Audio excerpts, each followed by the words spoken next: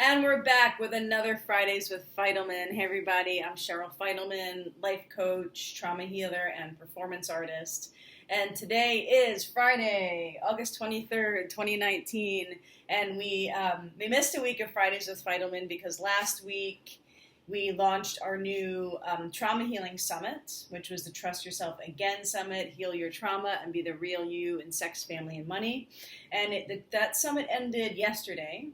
And it went great. I mean, we just had some really great speakers and really great feedback from people who said that it really provided some really special insights for their healing journey. And if you missed it, you can still sign up today. The link to sign up is in the description of this video. We're putting out a 72-hour replay tomorrow, so you can still catch it. Or for those of you who watched it, you still have this weekend to rewatch any videos that you want to rewatch or catch any videos that you missed. I interviewed 14 experts in the area of trauma from all over the world. Now, today's topic of Fridays with Fidelman is codependence and community. And I think that community is a vital part of the human condition and the human experience. We are pack animals.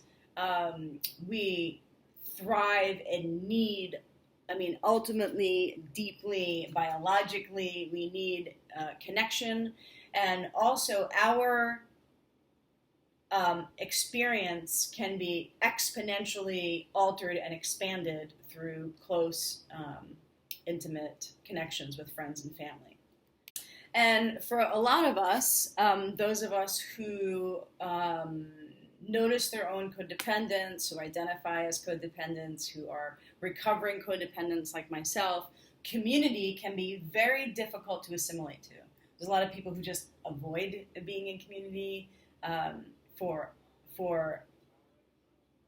avoid being invited to a party, or they go to a party, or they know a group of people, either their family or friends, and they just don't go to all the events and all the gatherings, and they sort of periphericize themselves. It's a new word that I came up with, periphericize. Maybe it's an actual word, but I just thought of it.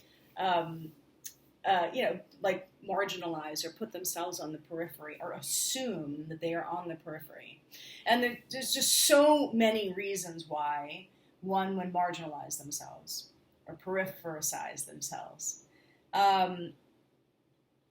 Particularly because, like I've said many times, codependence in my work is the need to be needed, the want to be wanted, and or the need or desire to have to prove oneself.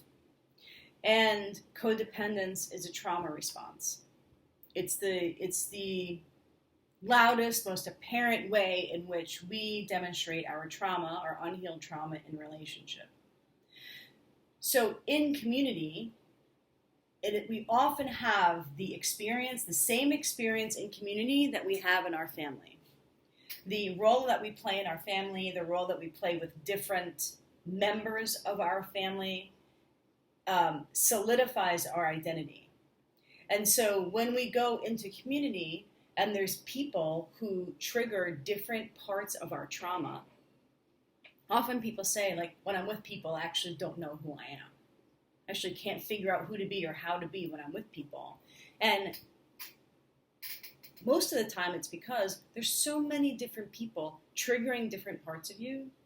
And there's so many different people who are triggering different parts of your codependence. Like, this person triggers my need to prove myself. This person triggers my need for them to want me. This person triggers my need to be in service. And so every person that we come in contact with is triggering a different part of our nervous system. It's triggering different habits that we have that keep us safe in different circumstances. So we're triggered on all fronts, and we can't find ourselves often in community. Also, there's the element of safety, which really is the foundational piece of codependence and how and why and the extent to which we create intimacy in our lives. So when we're in community, for a lot of us, there's a sense of not feeling safe. And so our masks go up and our walls go up. And there may be one or two people that we feel safe with. And then there's a whole bunch of people that we don't feel safe with.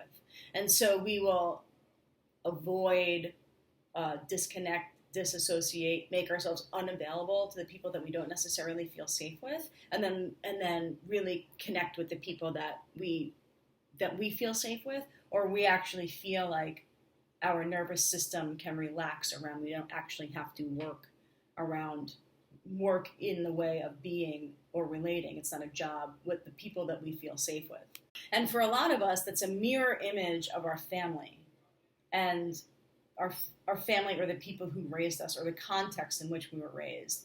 Because for a lot of us, there were the one or two people that we felt safe with, and then a whole bunch of people that we didn't feel safe with, that we had to sort of contort ourselves around, that we had to put up walls, that we had to completely negate or invalidate our experience and be in service to other people's experience. And that's another thing in community, is for those of us who are raised by narcissists, and we are so used to setting our own experience aside and just being in service of somebody else's experience, when we're in community, there's so many people's experiences for us to be in service of. There's so many different ways in which to disappear ourselves, make sure that we're invalidated because we're actually not used to having our experience validated. It's actually a lot of work. Right? It's a lot of work for people who have unhealed trauma and who are codependents and who have social anxiety. It's a lot of work to be in community.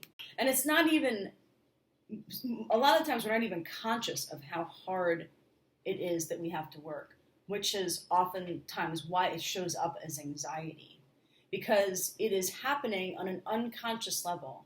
Our nervous system is like, what, where, who, why, how do I, what's going on here? There's so many energies coming at me that I need to regulate in a million different ways.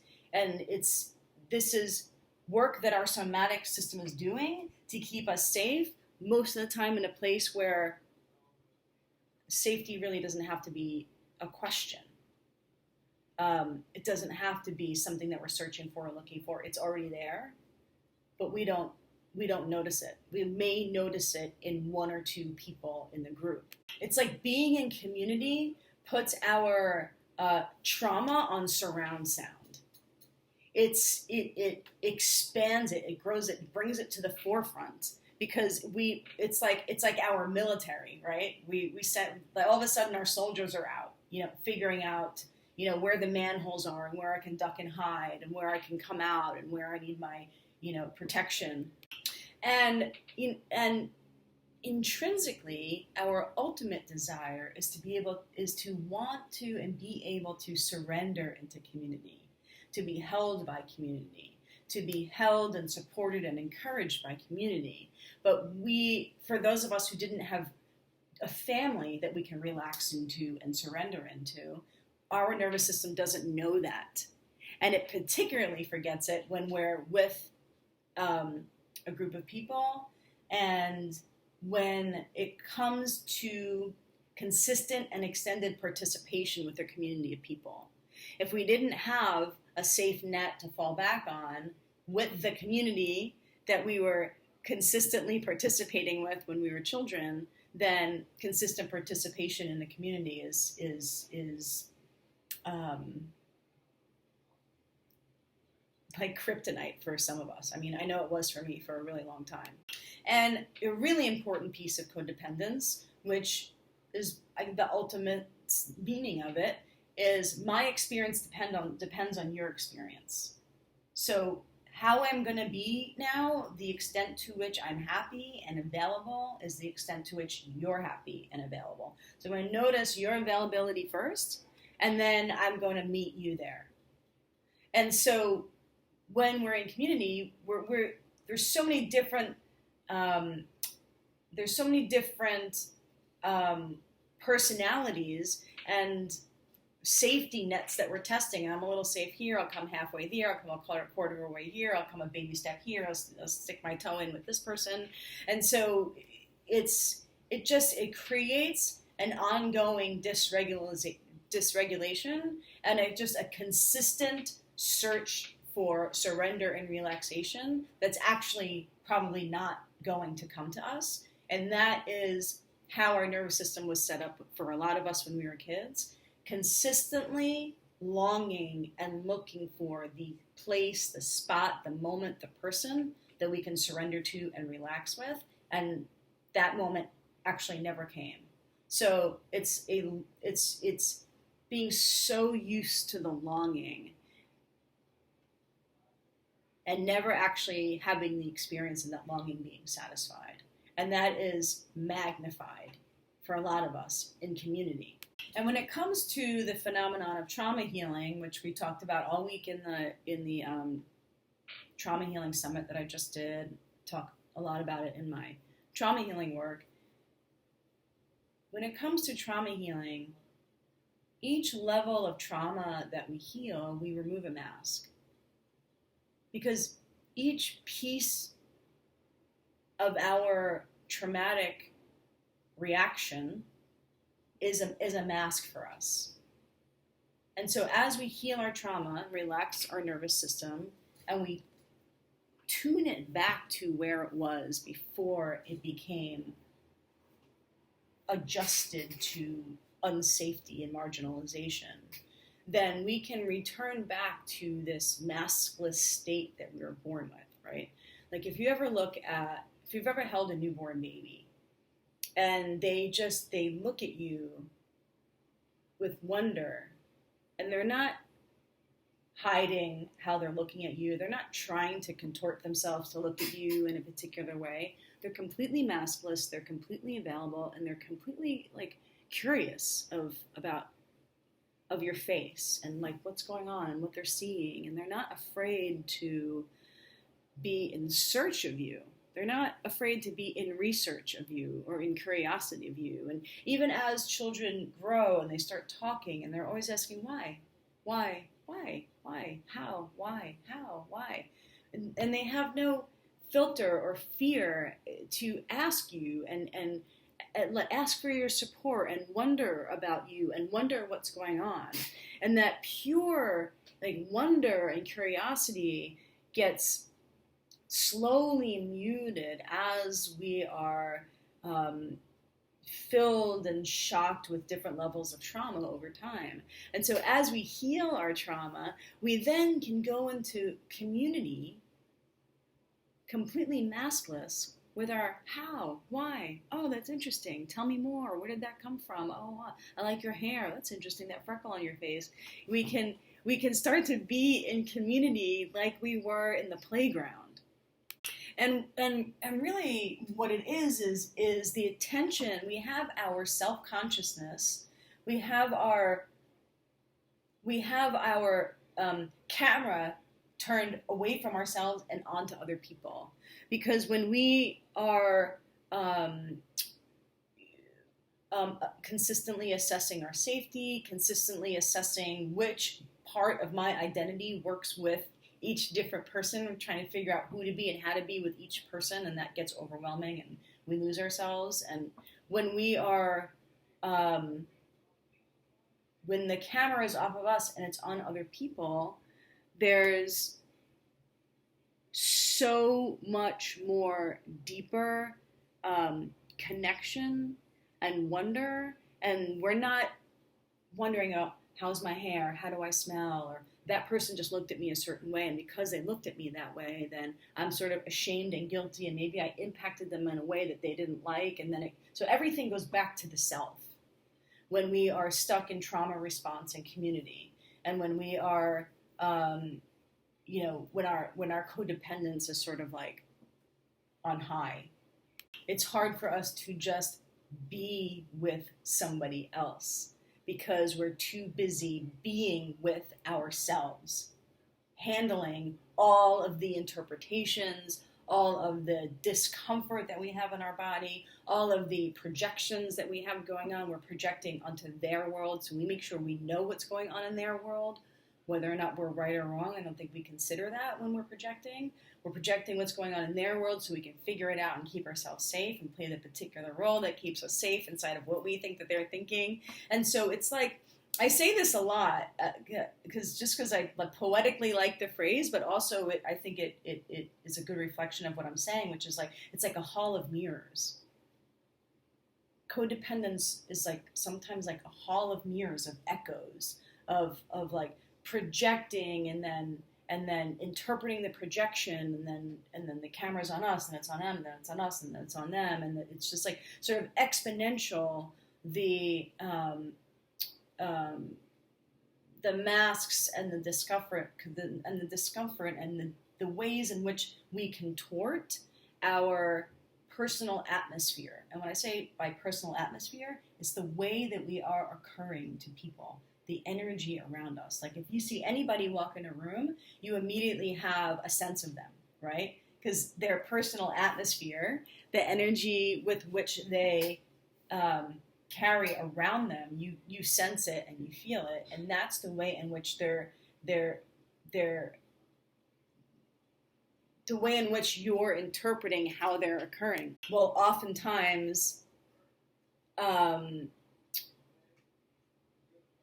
steer how you're going to react to them.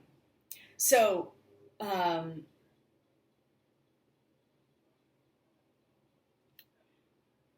with trauma healing, the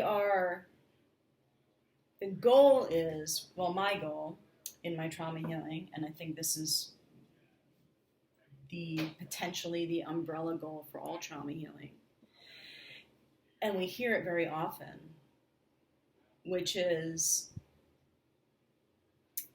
I am me and I'm a sovereign being, and you are you and you're a sovereign being, and I actually don't need anything from you in order to be here with you. I don't need anything from you in order to be here with you. In order to feel the sensations in my body, be fully in my body, be fully present, and connect with you, and play, and have fun, just be. Actually don't need anything from you. And sovereignness is really the antithesis of codependence. And oftentimes, I've heard people say, I love to be around this person. Like, well, I'll go to the party if that person is there. And oftentimes that person that people want to be around is the person who is like a sovereign being. They don't seem to need anything from you to be fully who they are, and to feel fully what they're feeling, and to say what they want to say. And, not necessarily people who go into like extreme inappropriateness where you feel uncomfortable, but it just feels as if they are just sitting in full permission of themselves, which in turn is kind of contagious, right? People like to be around them because they feel that they have then full permission to be themselves. And one of my major goals with my work and the community that I'm building with the viewers and my clients is a community of maskless connection. And those kinds of relationships can go so deep, because when you're really being with somebody, then you have so much more of a chance to validate somebody else's world, because you're like really being with their world and noticing their world. And the validation of one's existence is ultimately a desire for most, if not all of us. And so when we really can exist in community and validate each other's experience, well, the love just goes off the charts. And as we heal our trauma, we actually can start to feel the amount of love that we all have inside of us. Some of us, myself included for so long, I couldn't even deal with the amount of love that I had inside me. And so actually, part of the reason why I wouldn't go into certain situations is because I didn't know how to manage the potential like love and happiness and excitement and sort of intoxicating feelings that I have for the world and for people and like all of this joy. And so I tempered it down because I didn't really know how to demonstrate it.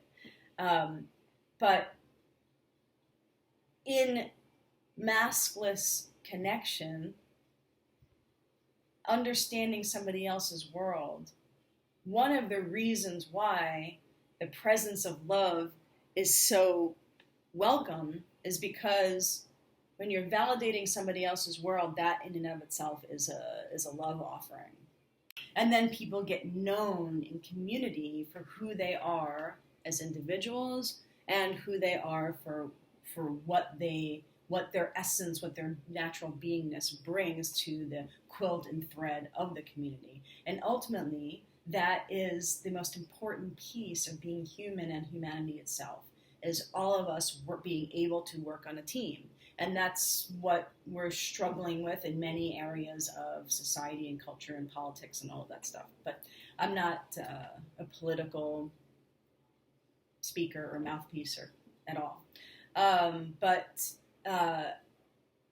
surviving, thriving, falling back, being able to relax into the community is something that we all strive for, and a lot of us don't know in our systems because the community that we were raised with didn't provide that, because we constantly had to be on either high alert or major shutdown and major disassociation to what was actually going on in the community that we were brought up in.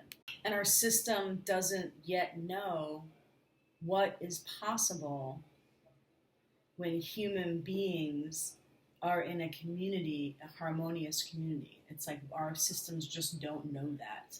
I know my system didn't know what harmony was. It didn't know what it was like to actually be in the same frequency with many people. Like I knew it maybe with one person. Like with my brother, I felt like we were in the same frequency, but from in all the other areas of my family, I was shut down, scared. This isn't actually a unit that works or that is really producing anything healthy.